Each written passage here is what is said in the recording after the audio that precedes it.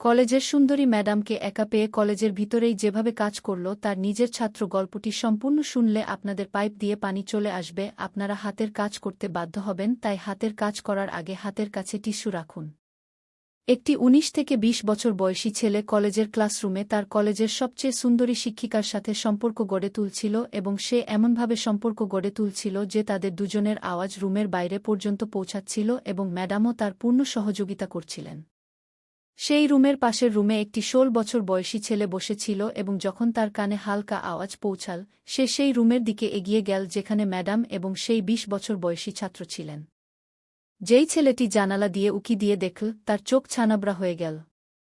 ভিতরে অঞ্জলি ম্যাডাম, যিনি কলেজের সবচেয়ে সুন্দরী ম্যাডাম ছিলেন, তিনি তারই ২০ বছর বয়সী ছাত্র রাজীবের সাথে অবৈধ সম্পর্ক গড়ে তুলছিলেন এবং তাদের শরীরে একটি কাপড়ও ছিল না। যখন এই ১৬ বছর বয়সী ছেলেটি এই দৃশ্য দেখে তার মনে এই দৃশ্যই ঘুরতে থাকে এবং সে অঞ্জলি ম্যাডামের জন্য তার মনে একই রকম চিন্তা নিয়ে আসে এবং ভাবতে শুরু করে যে যখন এই পঙ্কজ অঞ্জলি ম্যাডামের সাথে স্কুলের ক্লাসরুমে এমন করতে পারে তখন সে কেন পারবে না। তখন তার মাথায় একটি বিপজ্জনক পরিকল্পনা আসে যা শুনে আপনিও হতবাক হয়ে যাবেন যে মাত্র একটি ১৬ বছর বয়সী ছেলে কিভাবে তার থেকে বয়সে বড় শিক্ষিকার সাথে এমন করতে পারে। পুরো গল্পটি মনোযোগ দিয়ে দেখুন, আপনি এতে অনেক মজা পাবেন এবং শেষে একটি খুব ভালো শিক্ষাও পাবেন। বন্ধুরা, আপনারা আমার নিজের মানুষ, আমার দেশের মানুষ। আমার আপনাদের কাছে শুধু এই অনুরোধ যে যদি আপনি ভারত থেকে এই ভিডিওটি দেখছেন তাহলে দয়া করে কমেন্টে এখনই হ্যাঁ লিখে দিন এবং ভিডিওটি একটি লাইক করে চ্যানেলটি সাবস্ক্রাইব করুন। আমার প্রিয় হিন্দুস্তানি, দয়া করে আমার জন্য এইটুকু কাজ করে দিন। বন্ধুরা, অঞ্জলি ম্যাডাম তার কলেজের সবচেয়ে সুন্দরী শিক্ষিকাদের মধ্যে একজন ছিলেন এবং আজ ১২তম ক্লাসের ছাত্রদের ফেয়ারওয়েল পার্টি হচ্ছিল যেখানে সব ছেলেমেয়েরা সাজগোজ করে স্কুলে এসেছিল। অঞ্জলি ম্যাডামও বেশ সাজগোজ করে স্কুলে এসেছিলেন। তখন তারই ক্লাসের একটি ছাত্র, যার নাম রাজীব, সে ম্যাডামকে দেখে এবং যখন তাকে দেখে তার সৌন্দর্যে মুগ্ধ হয়ে যায় এবং তার মনে ভাবতে শুরু করে যে যদি ম্যাডামের সাথে তার কথা হয় এবং কোনোভাবে ম্যাডামের সাথে একবার রাতে ঘুমানোর সুযোগ পাওয়া যায় তাহলে জীবন একদম অন্যরকম হবে। রাজীবের মনে ম্যাডামের জন্য অনুভূতি এসে গিয়েছিল, কিন্তু ম্যাডাম এখনও পর্যন্ত এই বিষয়ে কিছুই জানতেন না। রাজীব ধীরে ধীরে ম্যাডামের সাথে কথা বলা শুরু করল। ম্যাডামও ছাত্র মনে করে তার সাথে ভালোভাবে কথা বলছিলেন। রাজীব বলল, ম্যাডাম, আজ ফেয়ারওয়েল এবং কয়েক দিনের মধ্যেই পরীক্ষা হয়ে যাবে এবং আমার বোর্ড পরীক্ষা দিতে বেশ ভয় লাগছে, কখনো এমন না হয় যে আমি ফেল হয়ে যাই। এই কথা শুনে অঞ্জলি বললেন, তুমি চিন্তা করো না, যদি তুমি চাও তাহলে তুমি আমার বাড়িতে এসে আমার কাছ থেকে টিউশন নিতে পারো। এতটুকু শুনেই রাজীবের খুশির সীমা থাকল না, সে ভিতরে ভিতরে ফুলে না উঠে পারছিল না, কারণ সে যা চাইছিল তা প্রথম ধাপেই পেয়ে গিয়েছিল।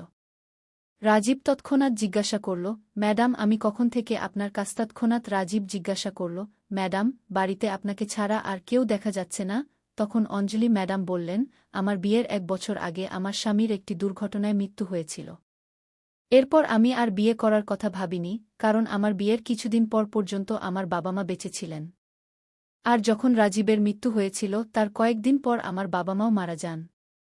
আমি বাড়িতে একা আছি, আর এটা আমার বাবা মার বাড়ি, তাই আমি এখানে একা থাকি। কি? ম্যাডামের কথা শুনে রাজীবের মনে হলো তার পথ পরিষ্কার হয়ে গেছে। তখন সে বলল, ম্যাডাম, এত বড় বাড়িতে একা থাকতে আপনার ভয় লাগে না? অঞ্জলি বলল, বাচ্চা বেলা থেকে এই বাড়িতে থাকি, তাই অভ্যাস হয়ে গেছে। কিন্তু কখনো ভাবিনি যে একা থাকতে হবে। কি? তখন রাজীব তার সাথে আরও খোলামেলা হতে চেষ্টা করল এবং বলল, ম্যাডাম, স্বামী চলে যাওয়ার পর আপনার জীবন অনেক সংগ্রাম্য ছিল নিশ্চয়? তখন অঞ্জলি কেঁদে বলল, একা একজন নারীর সমাজে বেঁচে থাকা কত কঠিন তা শুধু আমি জানি। এখন রাজীব, যে ম্যাডামের জন্য তার মনে একটি ধারণা নিয়ে এসেছিল, সে ধীরে ধীরে ভালোবাসার দিকে এগোতে লাগল।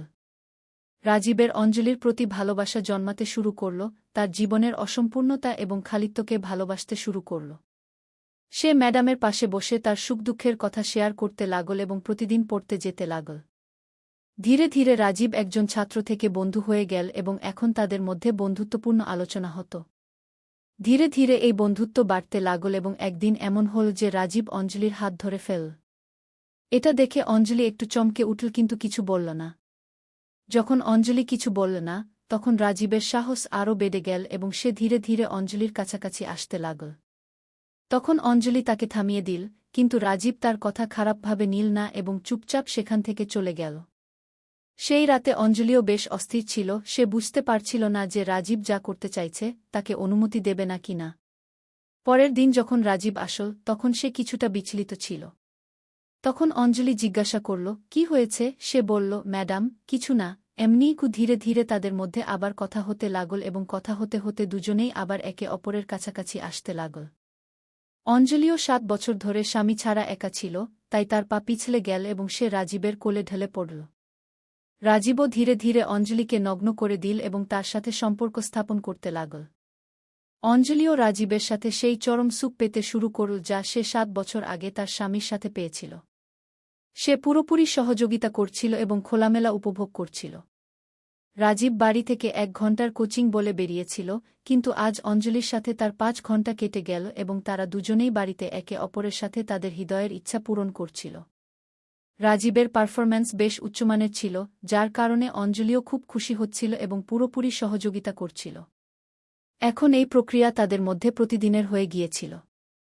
রাজীব প্রতিদিন কোচিংয়ের জন্য অঞ্জলির বাড়ি যেত এবং তার সাথে এই কাজ করত।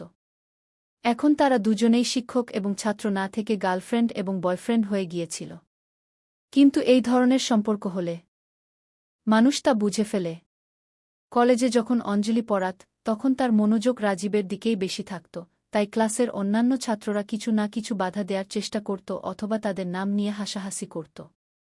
একদিন রাজীব বলল, অঞ্জলি, ক্লাস শেষ হওয়ার পর আমি তোমার সাথে আজই এই ক্লাসরুমে দেখা করব, আমার জন্য অপেক্ষা করবে কি? তখন অঞ্জলি বলল, তুমি সন্ধ্যায় বাড়ি চলে আসো, এখানে থাকতে অনেক সমস্যা হতে পারে কি? রাজীব বলল, বাড়ি আসতে এখনও ৪ ঘণ্টা বাকি, কিন্তু আমি তোমার সাথে এখনই দেখা করতে চাই। অঞ্জলিও রাজীবকে অনেক পছন্দ করতে শুরু করেছিল, তাই সে তার কথা মেনে নিল এবং সেই ক্লাসরুমেই রাজীবের সাথে সম্পর্ক স্থাপন করতে লাগল। এখন কলেজে এমন হয়ে গিয়েছিল যে তাদের সাহস বেড়ে গিয়েছিল এবং প্রায় প্রতিদিন তারা এই ধরনের কাজ করত। কিন্তু একদিন পাশের রুমে একটি ১৬ বছরের ছেলে কোনো কাজে আটকে গিয়েছিল, কারণ স্কুল ছুটির পর সব ছাত্ররা একসাথে দ্রুত চলে যাওয়ার চেষ্টা করত এবং সেই সময়ে অঞ্জলি এবং রাজীব দেখা করত। কিন্তু আজ তাদের ভাগ্য খারাপ ছিল যে পাশের রুমে আরেকটি ছেলে উপস্থিত ছিল এবং যখন তারা দুজন রুমের সম্পর্ক স্থাপন করছিল তখন সেই ছেলে তাদের রুমের কাছে চলে আসে এবং তাদেরকে একটি আপত্তিকর অবস্থায় দেখে ফেলে। যখন রাজীব দেখল যে কেউ জানালা দিয়ে উকি দিয়ে তাকে দেখছে, তখন সে বুঝে গেল এবং দ্রুত ঘর থেকে বেরিয়ে এল। তখন সে সেই ছেলেটিকে বোঝানোর চেষ্টা করল। ছেলেটি মানতে রাজি হল, কিন্তু বাড়ি ফিরে তার মাথায় অন্য কিছু চলতে লাগল। পরের দিন সে অঞ্জলি ম্যাডামের কাছে গিয়ে বলল, আপনি গতকাল যা রাজীব ভাইয়ার সাথে এই ক্লাসরুমে করছিলেন, আজ আপনাকে তা আমার সাথেও করতে হবে। ছেলেটির কথা শুনে অঞ্জলির পায়ের নিচে মাটি সরে গেল। সে ভাবল, মাত্র ১৬ বছরের একটি ছেলে এ ধরনের কথা কিভাবে বলছে। অঞ্জলি তার উপর রেগে গেল।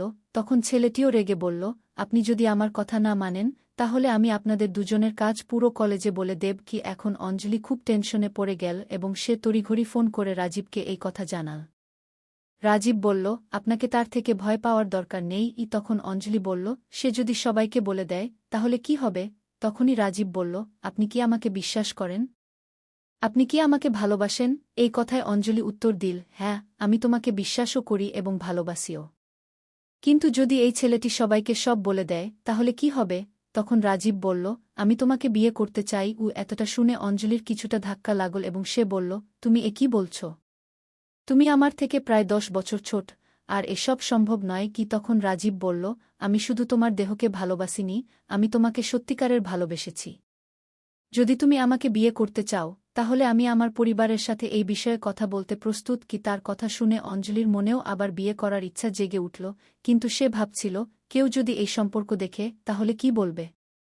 একজন শিক্ষক তার নিজের ছাত্রের সাথে এমন কাজ করল এবং তারপর তাকেই বিয়ে করল, এই ভাবনাই তাকে রাজীবকে বিয়ে করতে বাধা দিচ্ছিল। রাজীব বলল, তুমি দুনিয়ার কথা ভেবো না। দুনিয়ার কাজ শুধু বলা। যদি তুমি আমাকে ভালোবাসো তাহলে শুধু হ্যাঁ বা না বলো। তার কথা শুনে অঞ্জলি হ্যাঁ বলে দিল এবং তারপর রাজীব গিয়ে এই কথা তার পরিবারকে জানাল। রাজীবের বাবা ছিলেন খুব স্থ এবং রক্ষণশীল মানুষ। তিনি এসব বিষয়ে সবসময় ঘৃণা করতেন। যখন ছেলে এমন কথা বলল তখন বাবা খুব রেগে গেলেন এবং তাকে ডাকতে লাগলেন। কিন্তু রাজীব অঞ্জলিকে সত্যিকারের ভালোবাসত এবং সে ঠিক করেছিল যে সে অঞ্জলিকেই বিয়ে করবে, কারণ তার মন তাকে বলছিল যে অঞ্জলি কোনো খারাপ মেয়ে নয়, ভাগ্য তার সাথে খারাপ ব্যবহার করেছে। আর যখন সে তার জীবনে এসেছে তখন কেন তাকেই তার স্ত্রী বানাবে না? রাজীব অনেক দিন ধরে অস্থির থাকল, খাওয়া দাওয়া ছেড়ে দিল, শরীর অনেক দুর্বল হয়ে গেল। তখন বাবারও বুঝতে শুরু করল যে হয়তো তার ছেলে অঞ্জলি ছাড়া থাকতে পারবে না, তাই তিনিও রাজি হয়ে গেলেন। তারপর রাজীব ও অঞ্জলি সুখে বিয়ে করল। এখন রাজীব তার স্ত্রীর সাথে তার বাড়িতে সুখী জীবন যাপন করছে। বন্ধুরা, এই গল্পে কোনো অপরাধ তো হয়নি, কিন্তু যে ছেলেটি তাদের দুজনকে দেখেছিল তার চিন্তাভাবনা এত কম বয়সেই এত খারাপ ছিল। রাজীব পরে তাকে বোঝাল, তখন সে রাজীবের কথা বুঝতে পারল এবং কথায় কথায় ছেলেটি তার পরিকল্পনা জানাল, যা কিছুটা এমন ছিল। ছেলেটি ভেবেছিল যে সে তার ৪-৫ বন্ধুকে নিয়ে ম্যাডামের বাড়িতে যাবে এবং যদি ম্যাডাম রাজি হন তো ভালো, আর যদি না হন তাহলে সে তার বন্ধুদের সাথে ম্যাডামের সাথে খারাপ কাজ করবে। এত ছোট বাচ্চাদের মাথায় কিভাবে এমন মানসিকতা তৈরি হয়? কিন্তু রাজীব কিছু না বলে খুব ভালোবেসে তাকে বোঝাল এবং ঠিকভাবে কথা বলে বলল, আমি তাকে ভালোবাসি এবং সে আমার স্ত্রী। ও এভাবে যখন তাকে বোঝানো হলো তখন সে বুঝতে পারল। আর আজ, যেমন আমরা বলেছি, রাজীব তার জীবন ভালোভাবে কাটাচ্ছে, তার কোনো সমস্যা নেই, কারণ বাড়িতে টাকাপয়সার অভাব নেই।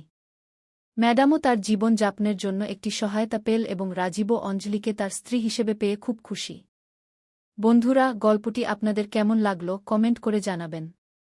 বন্ধুরা, এই গল্প শোনার উদ্দেশ্য কারও মনে আঘাত দেওয়া নয়, কারও অনুভূতিতে আঘাত দেওয়া নয়, কোনো ধরনের অনৈতিকতা বা অশ্লীলতাকে উৎসাহিত করা নয়। এই গল্পের উদ্দেশ্য সমাজে ঘটে যাওয়া এই ধরনের সমস্যা সম্পর্কে সচেতনতা তৈরি করা। এই গল্পের মাধ্যমে আমরা একটি শিক্ষামূলক বার্তা দিতে চাই যে সমাজে এই ধরনের সমস্যাও অনেক জায়গায় এই পরিস্থিতির মাধ্যমে সাধারণ মানুষকে বোঝানোর চেষ্টা করা হচ্ছে যাতে তারা তাদের চিন্তাভাবনা বিকশিত করতে পারে। এটি ছিল মূল উদ্দেশ্য।